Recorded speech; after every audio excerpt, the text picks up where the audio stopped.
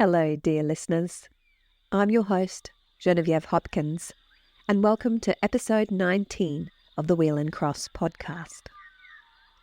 Although spring blossomed and emerged in its usual manner, strong winds have thrashed the south of Australia most days this month and made the usually temperate month of September rather unpleasant.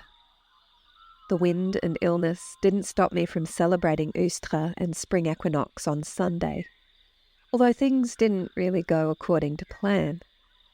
I didn't wake up in time to mark the dawn. My gluten-free Easter bread was too heavy, and my marshmallow didn't set. I couldn't find gelatin at the store, so tried substituting it with arrowroot, but had no idea how to make the substitution work. In saying that, it was still fun to share these small and seasonal family traditions, and there's always next year to get the recipes just right, and to find an old-fashioned rabbit mould for the marshmallow. Maybe I can even have that Eostre garden party that I've been dreaming about. I hope you all had a lovely spring equinox, or autumn equinox for my Northern Hemisphere friends. This week, we are still immersed in the spirit of the spring equinox, exploring the history, traditions, and folklore of Easter eggs, games, and foods. This podcast is free, but if you like my work and would like to support me so that I can continue doing it, please consider a paid subscription on the Wheel and Cross Substack page, www.wheelandcross.substack.com. If that's not possible, and you enjoy this podcast, I would really appreciate your reviews on any of the podcasting platforms you use. Feel free to share this podcast and leave comments on the podcast page. Welcome to episode 19 of the Wheel and Cross podcast. Spring Equinox, Easter eggs, games, and foods.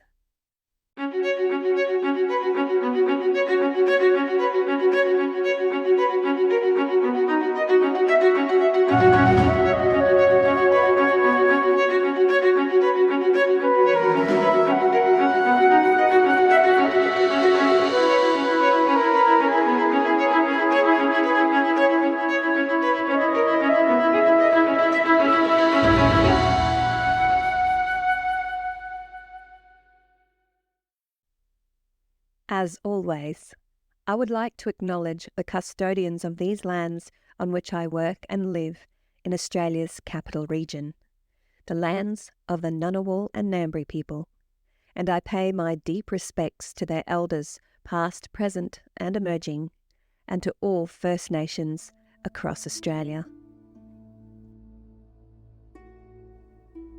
During spring, many species of birds begin to lay eggs. Although there is no written record of pre-Christian traditions and beliefs connecting eggs to the celebration of spring, it is commonly recognised that eggs were a potent symbol of spring, and that Christian traditions and practices involving Easter eggs most likely originated from pagan roots. In these ancient belief systems, eggs were often connected to the creation of the world or universe. Ancient Egyptians believed the sun god Ra hatched from a primeval egg. According to Hindu myths, eggs symbolize the structure of the universe, with the shell representing the heavens, the egg white representing the air, and the yolk representing the earth. This quote is from the Chandogya Upanishads. The sun is Brahma. This is the teaching. A further explanation thereof is as follows.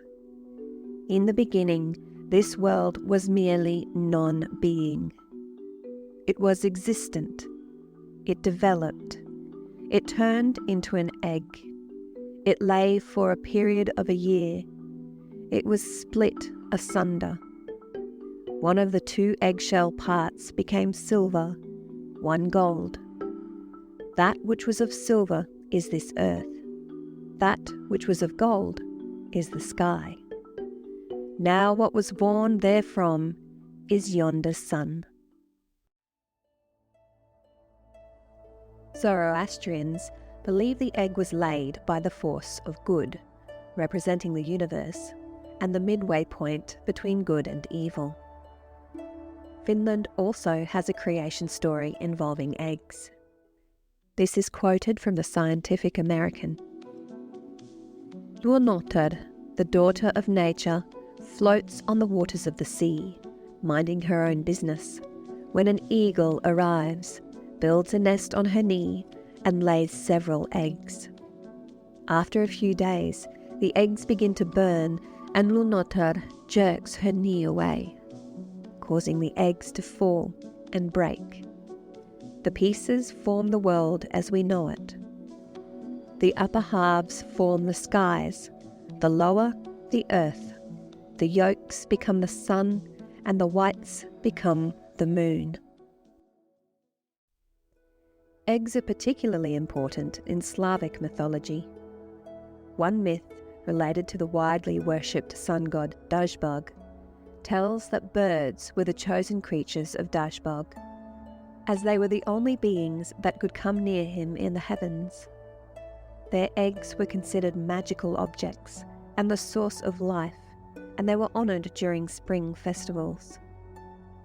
In China, a Taoist creation myth tells that the universe began as an egg in which a primeval giant named Pangu was born. When he emerged, Pangu broke the egg into two parts, the upper part becoming the sky and the lower part becoming the earth. When Pangu died, his body parts became the sun, moon, landscape, and living things. The Chinese, Burmese, Thai ethnic group known as the Palaung believe that they originated from a Naga or dragon princess who laid 3 eggs.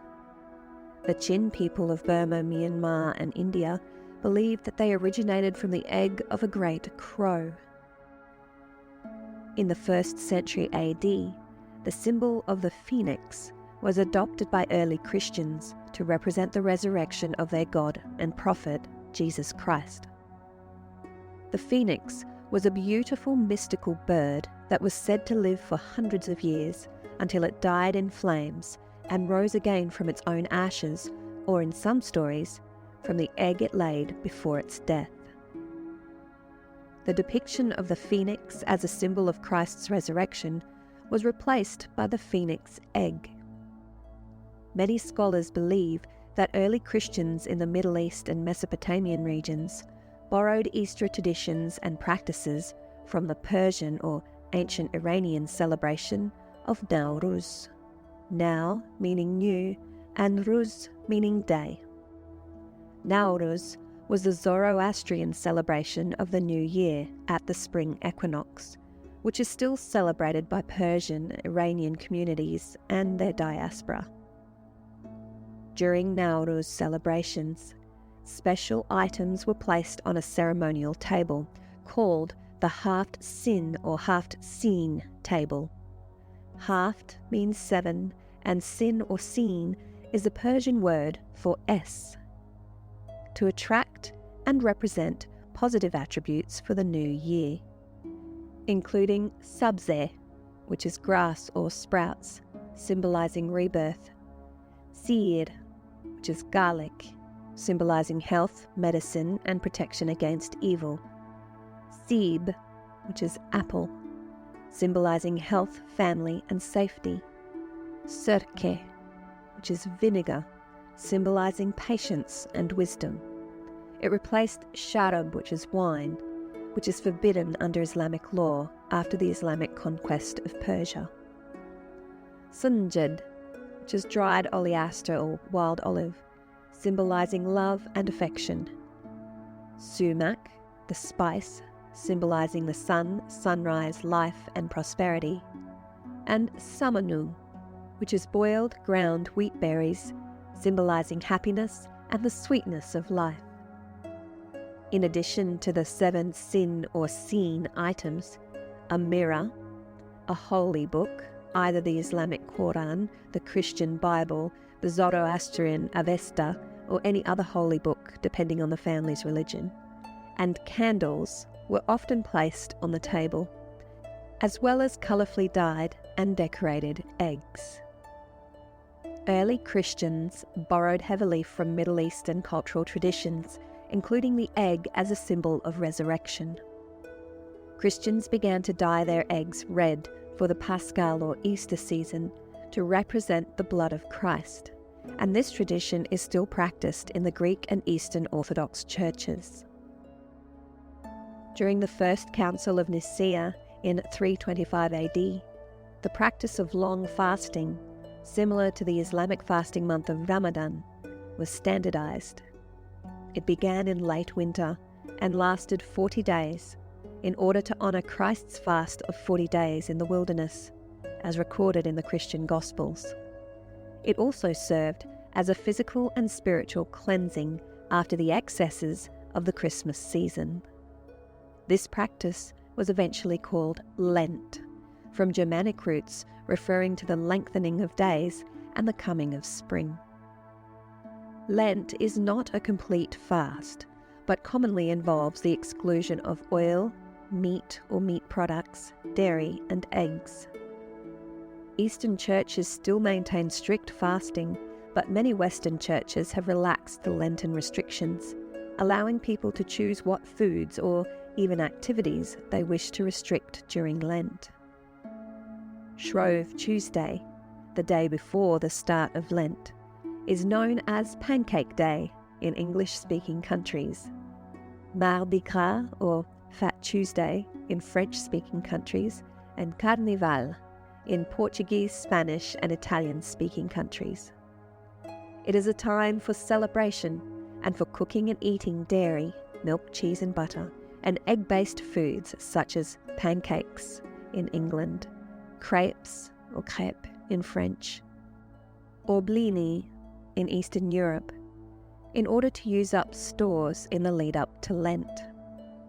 In England, children commonly went door to door on the Saturday before Lent to beg for eggs as one of the last treat before the beginning of the fast. Lent ends on Easter Sunday, often with a blessing of the food, particularly eggs, which are eaten first. Listen to the previous episode, episode 18, Spring Equinox, Eostre, Easter, Witches and Bunnies, to learn about the computation of Easter dates. Various superstitions have evolved around eggs at Easter time. For example, eggs laid on Good Friday and kept for 100 years were said to turn into diamonds. Some believed that eggs boiled on Good Friday and eaten on Easter Sunday promoted fertility and prevented sudden death. If your Easter egg had 2 yolks, you would soon be rich. Whoever has an egg that does not shatter when knocked against another's will have good fortune for the rest of the year.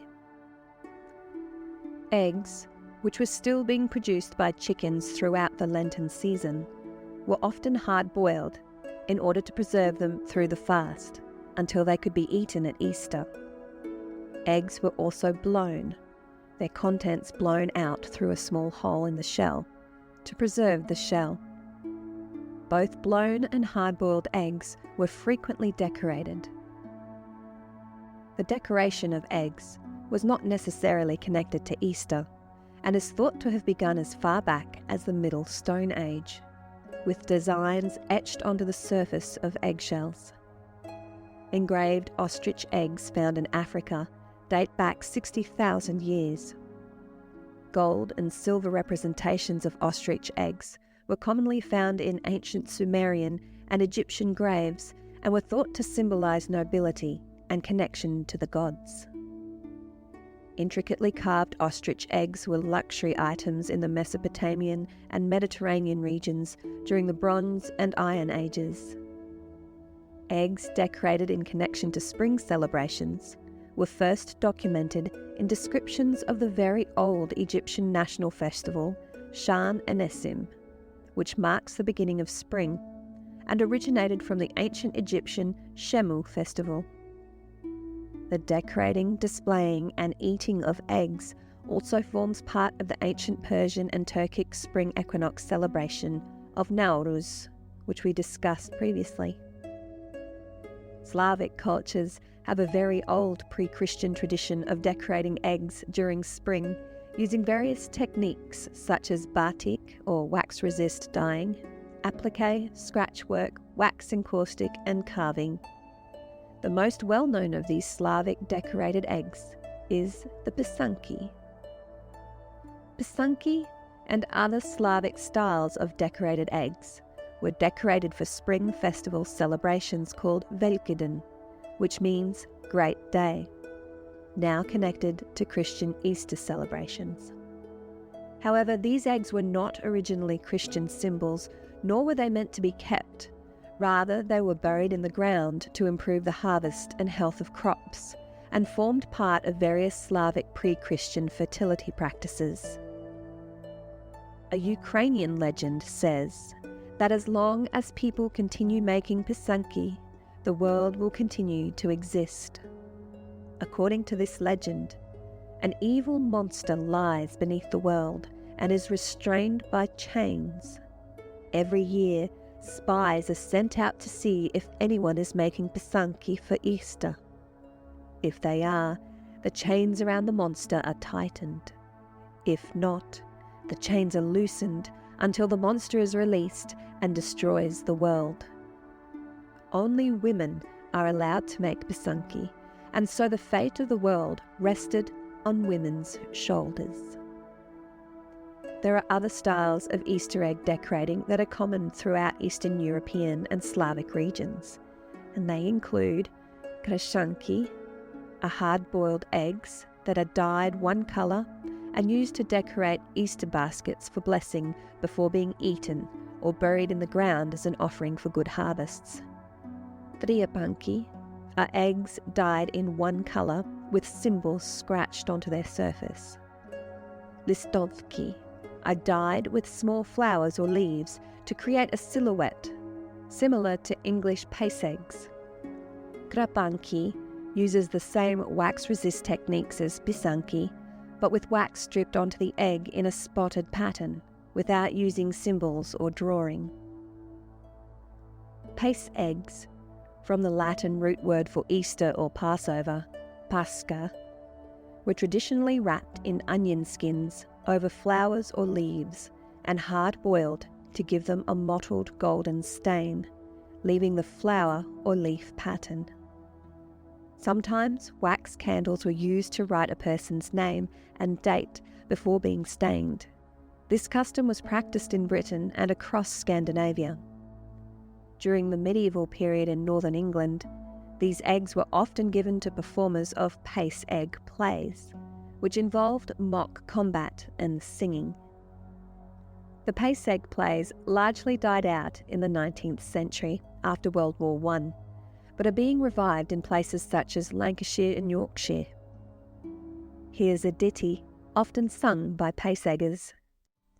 Here's 2 or 3 jolly boys, all o' one mind. We've come a pace egging and I hope you'll prove kind. I hope you'll prove kind with your eggs and your beer, for we'll come no more pace egging until the next year. An old Easter tradition of decorating trees, tree branches or bushes with Easter eggs comes from Germany and is centuries old, though its origins have been lost. This custom is also found in Austria, Switzerland, Ukraine, Poland, Czech Republic, Moravia, and the Pennsylvania Dutch region of the USA. The Saalfelder Ostereierbaum was an apple tree in the garden of Volker Kraft in Thuringia, Germany, that was decorated with an increasing number of Easter eggs every Easter from 1965 until 2015, with over 10,000 decorated eggs hung in 2012. However, the Guinness World Record for the largest number of Easter eggs on a tree was awarded to the Rostock Zoo in April 2007, which decorated a red oak with 79,596 blown and painted eggs. It seems egg trees were not only used for Easter celebrations. In his book, Ozark Magic and Folklore 2012, Vance Randolph noted that By all odds, the most striking barrier against witches is the so-called egg tree. Usually, it is just a little dead bush with the branches closely trimmed and literally covered with carefully blown eggshells. There are hundreds of eggshells on a really fine egg tree, which often requires years to perfect. It is set firmly in the ground near the cabin, a favourite place being under a big cedar in the front yard. Just how the egg tree is supposed to drive off witches, I was never able to learn. Coloured pieces of eggshells were also used to decorate May bushes for May Day or Beltane, which we will explore in the next episode of Wheel and Cross. Throughout Europe, eggs were given as gifts on Easter Sunday and were an important part of celebrations, especially for poorer people who were not able to afford meat. They were such an important symbol for the season that even royal families gifted eggs. In 1290 AD, Edward I of England had 450 eggs decorated with coloured dyes, gilded with gold leaf, and distributed to his household. Several years later, Henry VIII received a decorated egg in a silver case from the Vatican. Scholars believe that the Easter egg hunt tradition originated in Germany. Eggs were believed to represent the resurrection of Jesus, and Protestant reformer Martin Luther organised egg hunts, in which men hid the eggs and the women and children hunted them. The purpose of these hunts was to remind Luther's congregation that the empty tomb of Jesus, represented by the egg, was discovered by women. As mentioned in the previous episode, episode 18, Spring Equinox, Eostre, Easter, Witches and Bunnies, the white hair was thought to symbolise the Virgin Mary's sexual purity. German Lutherans developed the story and tradition of the Osterhase, or Easter hare, that hid coloured eggs, sweets and sometimes toys for good children to find on Easter Sunday. We know this famous character as the Easter Bunny. Easter hunts were not known or practiced outside of Germany until the Victorian era. As a child, the future Queen Victoria enjoyed egg hunts at Kensington Palace. These were put on by her mother, the German-born Duchess of Kent. Victoria and Albert continued this German tradition, hiding eggs for their own children to find on Maundy Thursday. Albert was responsible for hiding the eggs, concealing them in little moss baskets and hiding them around the palace. Victoria made numerous references to these egg hunts in her journals. From the englishheritage.org.uk website. Magazine articles, such as the Illustrated London News, described and helped to popularise the Easter egg hunt as a family tradition across Britain, while German immigrants helped to spread the tradition to the United States. The most expensive Easter eggs ever made were by Fabergé and created between 1885 and 1916 for the Russian imperial family. Created as gifts for the Tsar's wife and mother, each of Fabergé's unbelievably lavish imperial eggs opened to reveal a precious surprise. Of the 50 produced, the location of 43 is known. In 2014, the previously missing third imperial egg, valued at $33 million, was recovered from an American flea market. From SBS.com, The History of Chocolate Easter Eggs and Other Easter Traditions. In modern days, the US White House has held an annual Easter egg roll since 1878. Entry for children and their parents is now allocated via lottery system. As the White House lawns are flat, the tradition has been slightly altered so that wooden spoons are used to roll the Easter eggs across racing lanes marked out on the south lawn. Egg and spoon racing is also a popular Easter game. raw eggs are balanced on silver spoons held in one hand for children and in the mouth for older people while racing each other. The first one to reach the other end without dropping and shattering their egg wins. Boiled eggs are often used for very young children, so they have a fighting chance. Finally, egg tapping is also commonly played across Europe at Easter. Depending on the region, raw or hard-boiled decorated Easter eggs are tapped together, and the first one to crack or shatter loses, with good luck bestowed upon the winner. Let's move on to the delicious topic of Easter food, starting with chocolate eggs. Solid chocolate Easter eggs were first manufactured in France and Germany in the early 19th century. During the Victorian era in England, cardboard and satin-covered eggs filled with chocolates and sweets were popular gifts. It wasn't until 1873 that English chocolate manufacturer J.S. Fry & Sons, which was eventually incorporated into the Cadbury Empire, produced the first hollow chocolate egg using specialised egg moulds. 2 years later, in 1875, Cadbury manufactured their first Easter egg after developing pure cocoa butter that could be poured and moulded into smooth shapes. They were made of dark chocolate and filled with sweets. These novelty eggs were expensive to produce as they were hollow and required specialised equipment and a laborious process to manufacture. Sales of this type of chocolate Easter egg increased enormously, but remained expensive luxury items until the 1950s. Advances in production and packaging reduced costs and meant that chocolate Easter eggs were now accessible to the masses. It was also during the 1950s that Easter egg marketing began to target children. Leavened bread forms an important part of traditional Easter food customs across Europe. They are often sweetened, dried fruit and citrus peel are sometimes added, and decorations can include braiding the dough, dyed eggs, icing and sprinkles. These breads include the Greek zurecchi, the Italian pane di Pasqua, the Russian kulich, and the German Osterbrot. And there are many more types of Easter bread associated with different regions across Europe. Hot cross buns are the most popular Easter breads in English-speaking countries. You might be familiar with this ditty. Hot cross buns, 1 a penny, 2 a penny, hot cross buns. If you haven't got a daughter, give them to your sons, 1 a penny, 2 a penny, hot cross buns. Hot cross buns have a long and interesting history, perfectly summed up in this excerpt from the Bread Bakers Guild magazine, Breadlines, by Mitch Stam and Kate Goodpaster.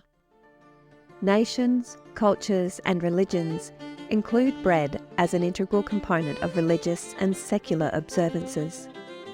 The breads are typically enriched and may contain dairy, eggs, sweeteners and inclusions. Hot cross buns have been synonymous with Easter celebrations since they appeared in 12th century England. Interestingly, hot cross buns predate Christianity with their origins in paganism. Ancient Egyptians used small round breads topped with crosses to celebrate the gods. The cross divided the bread into 4 equal sections, representing the 4 phases of the moon and/or the 4 seasons, depending on the occasion. Later, Greeks and Romans offered similar sweetened rolls in tribute to Eos, the goddess of the morning, and to Eostre, the goddess of light, who lent her name to the Easter observances. The cross on top symbolised the horns of a sacrificial ox. The English word bun is a derivation of the Greek word for ceremonial cakes and breads, baun. In the Middle Ages, home bakers marked their loaves with crosses before baking. They believed the cross would ensure a successful bake, warding off the evil spirits that inhibit the bread from rising. This superstition gradually faded, except for marking Good Friday loaves and hot cross buns, only to be replaced by another one. This time the loaves and buns were hung from the ceiling like sausages. It was believed that the bread would never mould and would provide protection against evil spirits and illness until the following Good Friday, when the loaves and buns would be replaced. In the event of illness, a portion of bread could be removed from its string and crushed to a powder, which was incorporated into water for therapeutic effect. During the same period, Jews hung bread and a container of water from the ceiling to ward off cholera. They believed its power was so strong that one loaf in one house would protect the community. To avoid detection, early Christians celebrated the resurrection of Christ at the same time of year as the pagan spring celebration. It was in the 12th century that an English monk decorated his freshly baked buns with a cross on Good Friday, also known as the Day of the Cross. The custom gained traction, and over the years, fruits and precious spices were included to represent health and prosperity. Spice buns were banned when the English broke ties with the Catholic Church in the 16th century. However, by 1592, Queen Elizabeth I relented and granted permission for commercial bakers to produce the buns for funerals, Christmas and Easter. Otherwise, they could be baked in homes. The bakers argued that a cross cut into a loaf or bun induced a more pronounced rise in the oven, an axiom then and an axiom now. Farmers began to place hot cross buns in their stored grain to distract mice and other pests, much the way shoe-fly pie was used by American housewives. By the early 19th century, the Bun House of Chelsea, famous for Chelsea buns, was the largest producer of hot cross buns. It remained so for over a century, until the building was demolished. Once an English specialty, the bun's popularity has become a seasonal staple around the world and is included in Le Coup du Monde de la Boulangerie as one of the breads of the world. Many Catholics and Orthodox Christians, particularly from Slavic regions and especially Poland, traditionally decorate and fill a basket of food to be blessed in church on Holy Saturday, the Saturday before Easter Sunday. These baskets are filled with foods that have religious symbolism and vary according to region, but generally contain smoked meats, cheeses, sausages, butter, salt, Easter bread, and decorated eggs. The butter or pastry is sometimes moulded in the shape of a lamb, representing Christ as the Lamb of God, as well as honouring the season of spring lambs. The baskets may also include a white candle representing Jesus, which is lit during the blessing. In some churches or congregations, baskets are lined up on a long table and blessed by the minister, priest, parson, or reverend. All parishioners carrying their baskets make their way in a line to the front of the church altar to receive their blessing. When the Lenten fast is broken on Easter Sunday morning, the first food eaten is usually the blessed Easter eggs, which are cracked and shared around the table before the rest of the food is eaten. Spring equinox celebrations in the Northern Hemisphere are closely aligned to the Christian Easter traditions. In the Southern Hemisphere, the spring equinox and Eostre celebrations occur on or near the 22nd or 23rd of September. Why not celebrate the next spring equinox with more seasonal traditions, incorporating your own belief systems and symbolism?